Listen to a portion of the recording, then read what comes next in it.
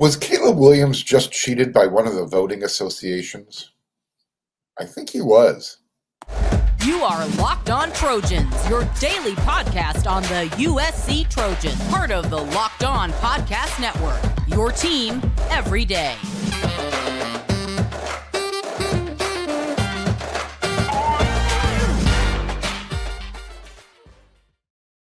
Fight on, everyone. I'm your host, Mark Holkin, and thank you for making Locked On USC your first listen every day, whether you're watching on YouTube or wherever you like to download your podcast. As I remind you every time, we are free, and I want to thank everyone for coming along for the ride. If you haven't done so and you're watching on YouTube, do me a favor, hit that subscribe button. It will mean a whole lot. And as always, thank you to those of you who already have. You can always follow me on my Twitter at Mark Culkin, MarkKulkin. So Caleb Williams is literally winning every conceivable postseason award out there available, especially on offense. So he's won. I'm about to list off the ones he has won, but the one he didn't win was the Davey O'Brien Award that's given out to who's considered the top quarterback in college football. Well, that award somehow found its way to TCU's, Texas Christian University's, Max Duggan.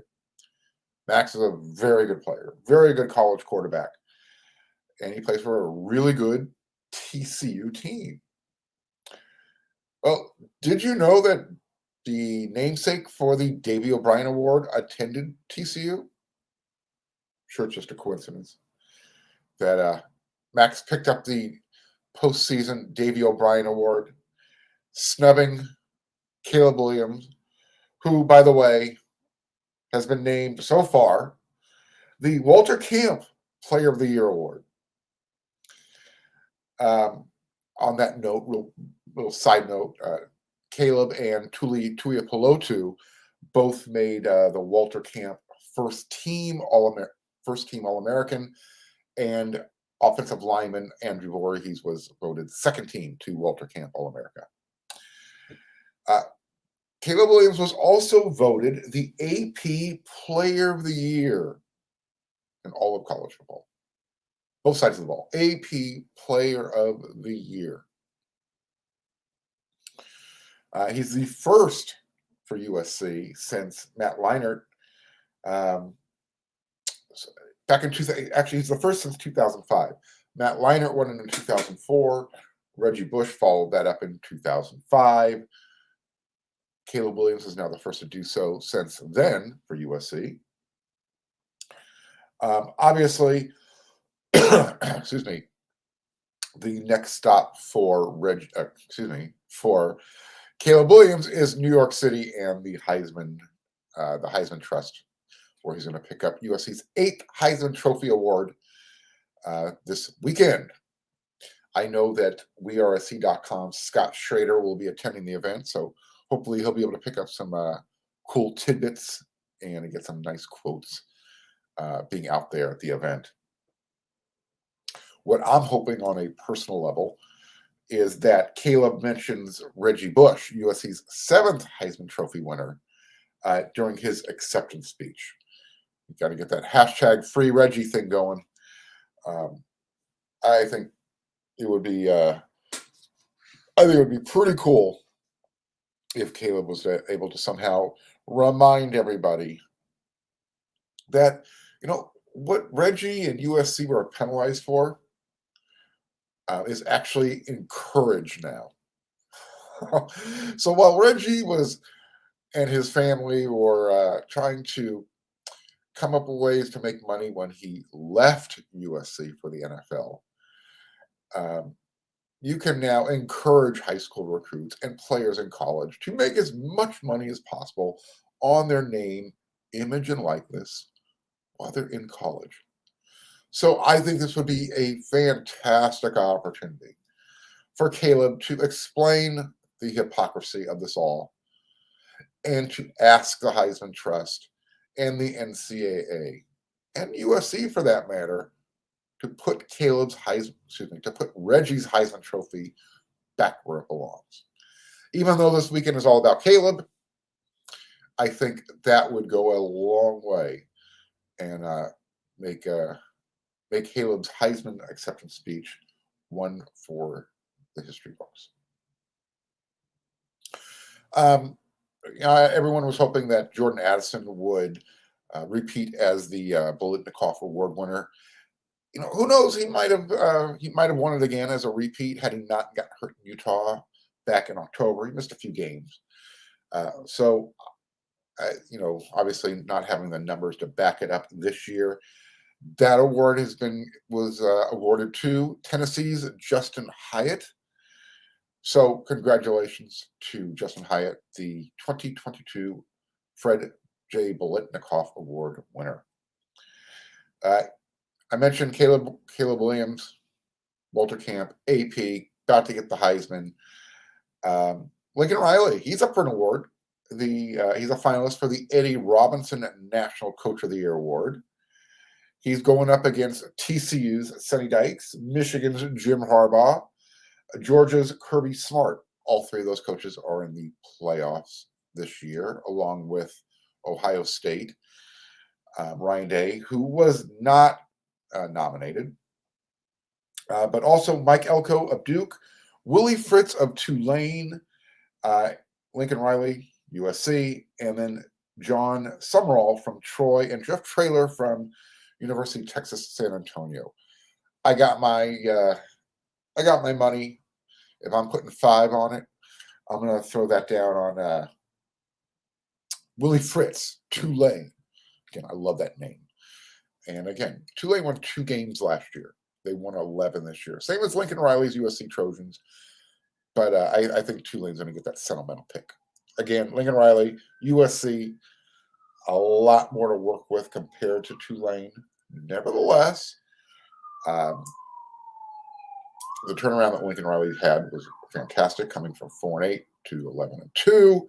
But this is the type of award you give to an underdog type of coach. And Willie Fritz, great football name, he checks off that box, an underdog winner. So, hey, let's get some recruiting news going here before we move on this week.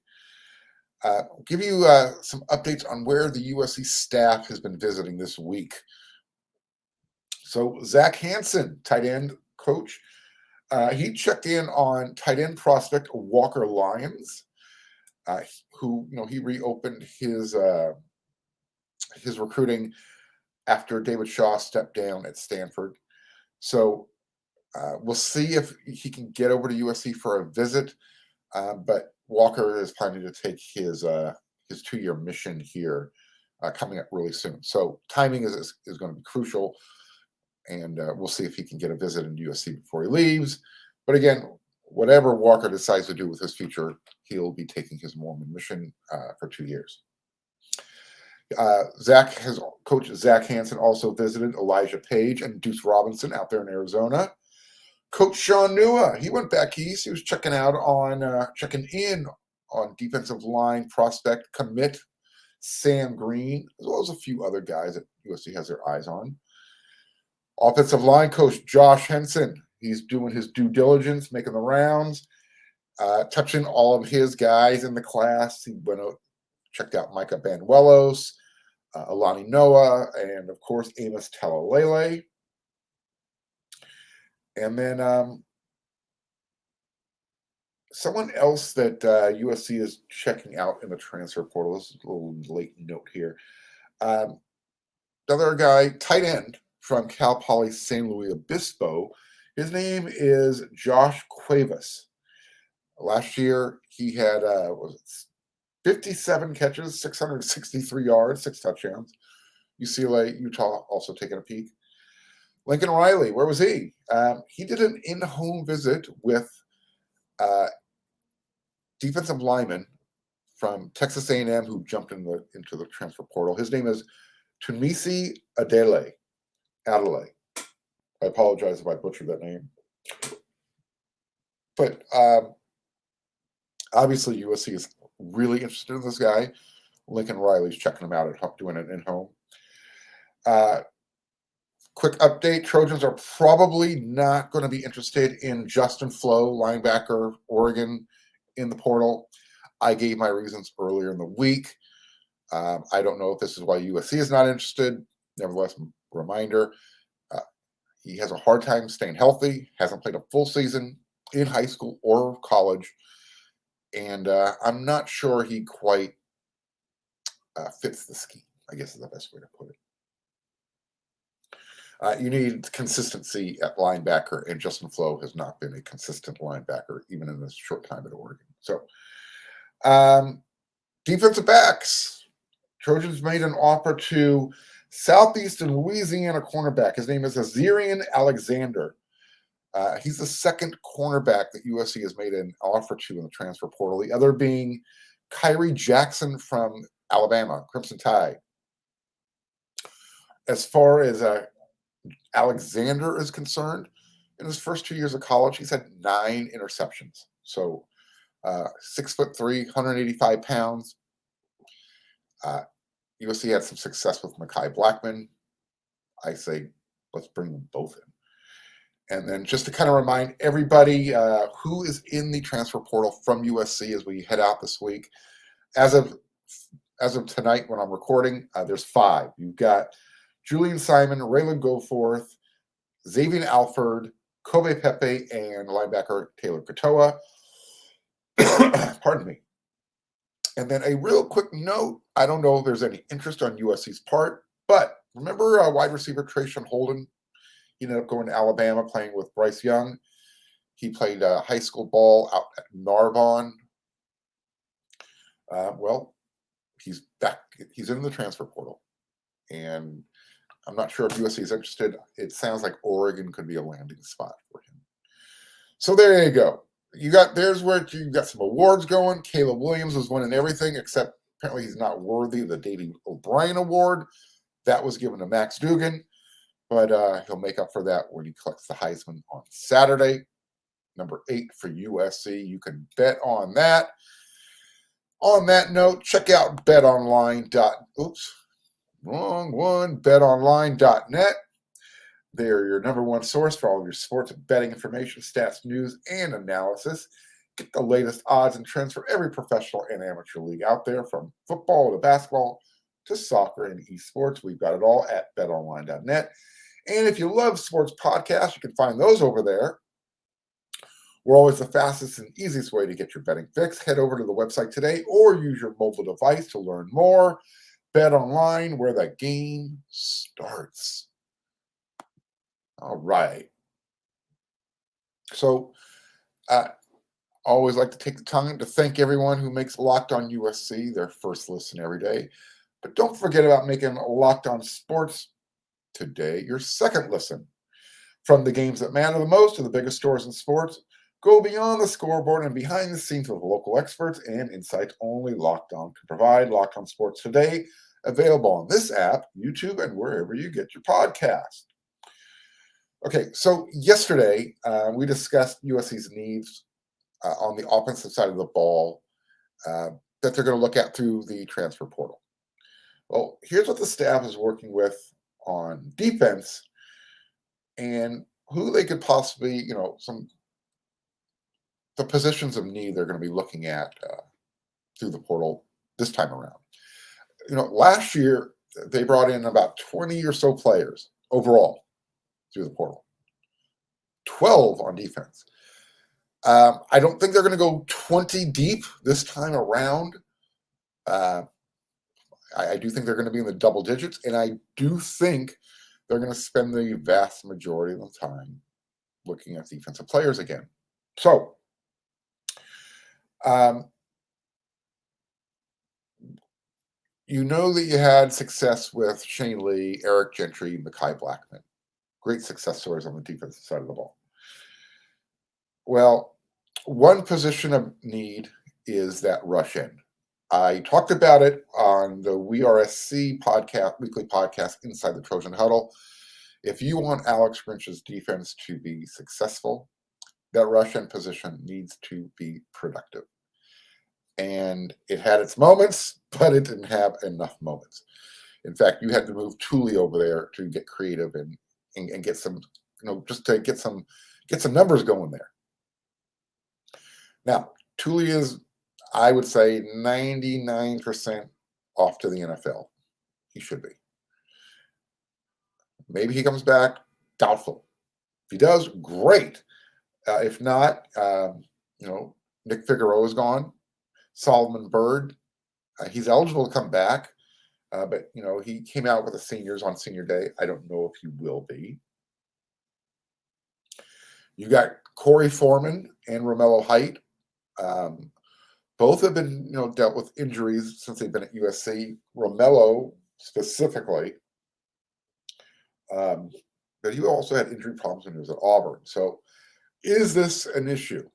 I hate to use the term butterbones. But that's a locker room term that's given around to players who just can't stay healthy. No fault of their own. It's just bad luck.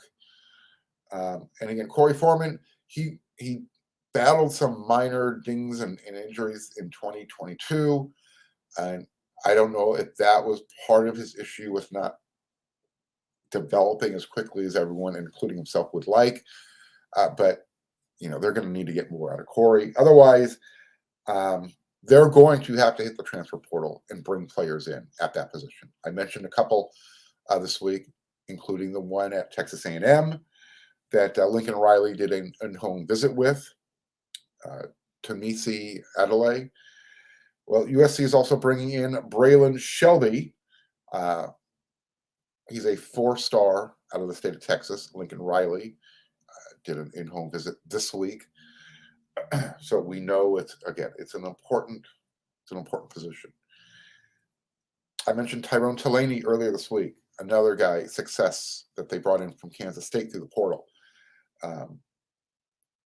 You got Stanley Taufo coming back, but you're losing Brandon Peely. So are you going to see anything in 2023 from Earl Barquette, Colin Mobley, Dejon Benton? There is an intriguing prospect that redshirted in 2022 for USC, Devon Tompkins, defensive line. He, by the end of the year, I was keeping an eye on him during my notes and observations when I was doing the practice reports. He's developed, his body has really matured. He looks like maybe he's the guy who replaces Thule. You never know. Out of nowhere, somebody will pop up, right? And then, like I mentioned, USC is going to have to focus hard on that rush end and defensive line. And especially, I think they're going, if you're not going to get anything from the aforementioned players, Mobley, Benton, Barquette, who they're going to need to play defensive tackle, stuff in the middle, USC is going to have to hit the portal again. Hard. You got to get guys in there. Linebacker Shane Lee, is he going to come back? He's got a year of eligibility. Eric Gentry, we know, is coming back. What about Rajon Davis? Is he going to be a player for USC in 2023? So far, we haven't seen a whole lot. Chris Thompson Jr., he dealt with injuries. Is he going to be available? Carson Tabarachi, he was a running back, linebacker prospect. He transferred from Utah to USC, ended up on Rehab Island the entire year. So will he be available in the spring to fill a role? USC needs linebackers. Garrison Madison, he returns. He came out, he was a part of the 2022 class, redshirted. And Tuasivi Nomura is also eligible to return. The one linebacker USC is bringing in, recruiting, 2023 class, Taka Curtis, Lincoln Riley, and Brian Odom, or both did an in-home this past week. They're going to be looking to him to play this season, in 2023 when he comes in. So we know that Raylan Goforth hit the transfer portal. Is USC going to look to bring in a couple more? I think so. I think they have to. They have no choice.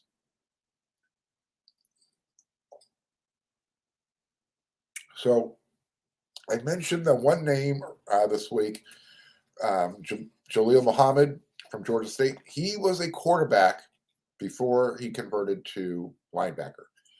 He's he's arranging a visit to USC. I'm thinking he's one of the guys that's probably going to jump on that offer and become a Trojan sooner rather than later. What about secondary cornerback? I mentioned Mekhi Blackman, very successful season for USC. Jacoby Covington, he came down from Washington, saw some playing time. I won't call him a starter, but he split a lot of time with starter Sierra Wright. So I'm sure those two are going to battle coming for the bowl game playing time as well as into 2023. And then you got coming back with those guys, Damani Jackson, freshman, and then Prophet Brown and Josh Jackson, Jr. So you've got some depth there. I think you're going to bring in one or two guys. And then I mentioned in the previous segment, Kyrie Jackson from Alabama and Alexander from southeastern Louisiana. So again, USC, they're touching all over the country. They're looking around. They're looking to fill specific needs and holes and to get better depth on that defense side of the ball. They don't want to run into what we saw in 2022, where everybody was kind of holding their breath, kind of patching the team together, MacGyver style, paper clips, fishing wire, bubblegum wrappers, bubble gum, trying to keep the defense together as long as they could. And we all saw what happened in the conference championship game against Utah. We don't want to see that again in 2023. And then if you want to look specifically at the safety position, I think USC's okay there. If they want, they can go out and get real specific with a player that they're high on.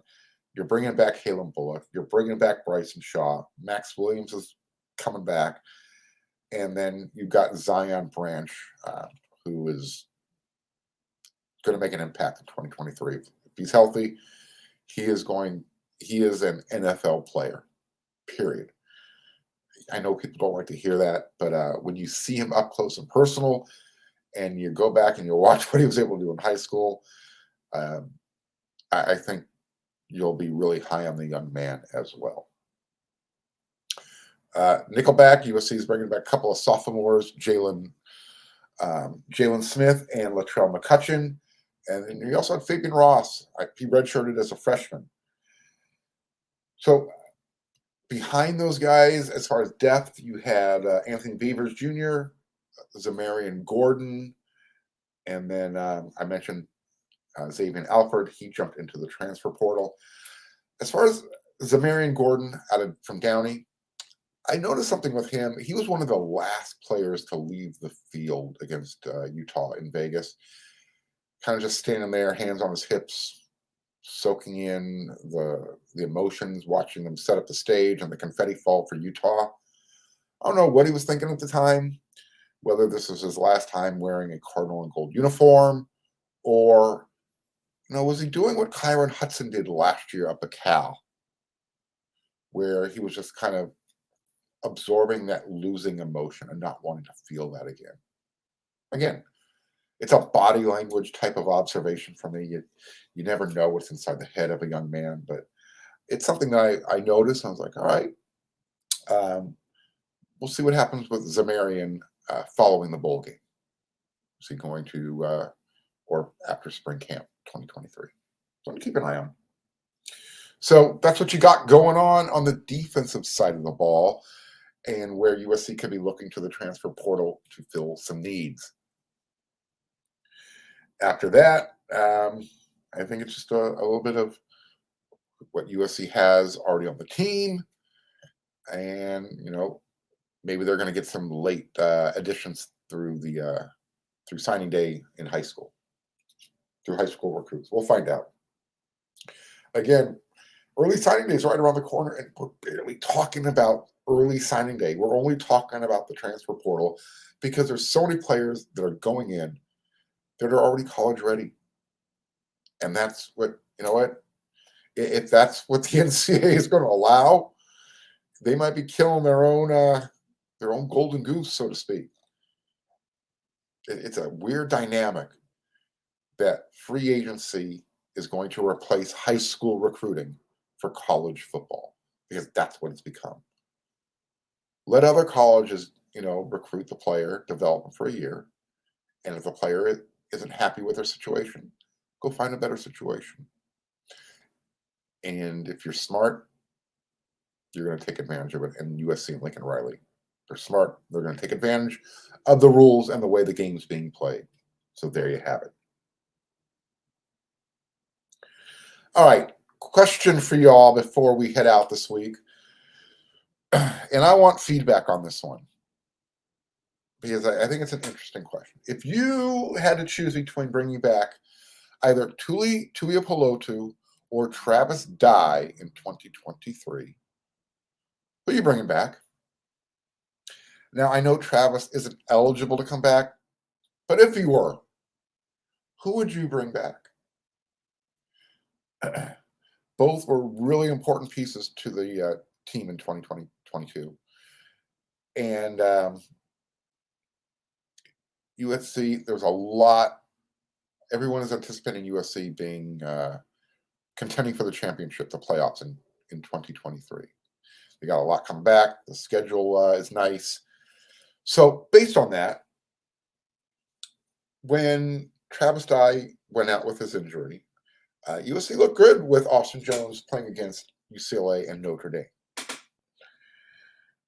Tuli was a beast all season long, and USC needs more beasts on the defense side of the ball. So, because they were both such huge impact players, Travis Dye with his leadership in the locker room,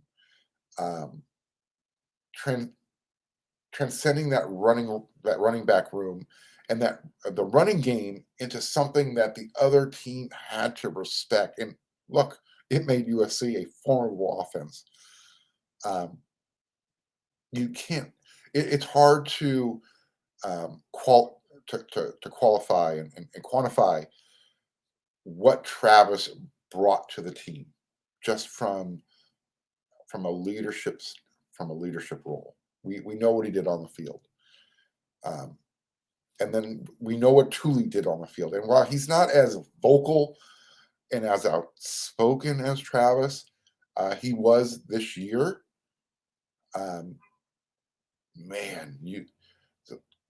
Players like Tuli don't come around very often on the defensive line. The Leonard Williams type of players who you have to know where he's at every single snap.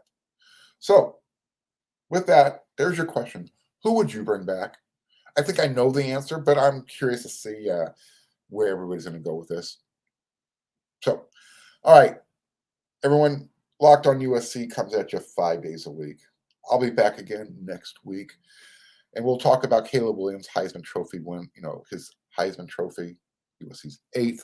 We'll see if Reggie's name was brought up or not, and whether I'm going to be criticizing that. Hopefully not. So until next week in Locked on USC, everyone, head on over to wearesc.com. Check out some of the written content. Scott Schrader's got you covered with recruiting. Eric McKinney, myself with the team. Chris Arledge with his musings. Greg Katz with his humble opinion and his obvious, not so obvious. And then Kevin Bruce with his defensive breakdowns. We got everything covered for you over there. Rich Rubin and myself also will be checking in with the USC basketball. That's right, you will too. So until the next episode of Locked on USC, everyone, you know what to do.